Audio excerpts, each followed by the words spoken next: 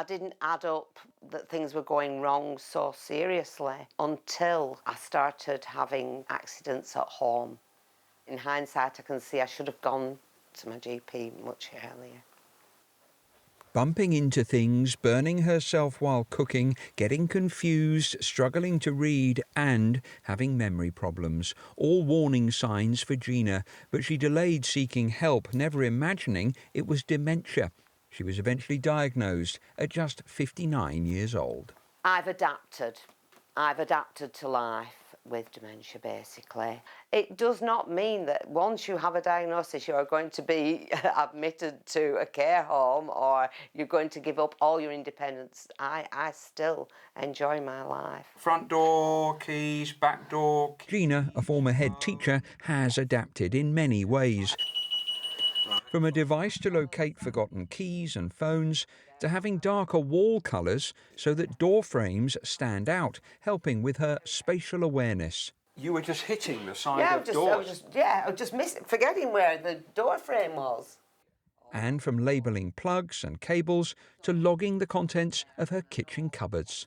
I think, I've got all the things and they're all in date. She describes herself as living well with dementia, but it is a difficult road to be on. I cannot say I am full of joy every day, and there are days when I want to cry because I'm so unhappy and I am so frustrated, but I don't want to focus on what is bad, really. If I started getting down about things, it's just like a black hole that I'm just going to have to crawl myself out of.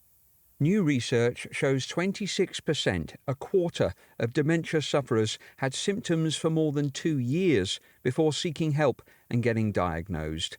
Of those, 42% said the delay was because they thought the symptoms were just part of getting old, and 27% only sought a diagnosis because they'd reached a crisis point. With diagnosis rates at a 5-year low, thanks in part to the pandemic, there's concern about people suffering in silence. This is a huge, huge problem in UK society, and we're not properly addressing it. We're not giving people the love, care, attention and support they need. And we know that sometimes people will tell us that when you get a cancer diagnosis you fear dying, and when you get a dementia diagnosis you fear living, and that is a real big concern because it doesn't need to be like that. What time should we leave tomorrow? I think about 8. What time should we leave tomorrow? I told you, 8. What time should we leave tomorrow? 8. Our ageing population means more of us will be touched by dementia. This new campaign a reminder to act. Gina calls dementia her new chapter and has started keeping a journal to help manage her memories of each day, focusing on the now rather than the future. I do tend to try to shut my eyes and forget about what's going to happen in the future. But we'll cross that hurdle when it comes along. I want to enjoy life for the time being. The turning point was knowing and understanding her condition after waiting and worrying like so many others do with their untold dementia stories. Peter Lane, 5 News.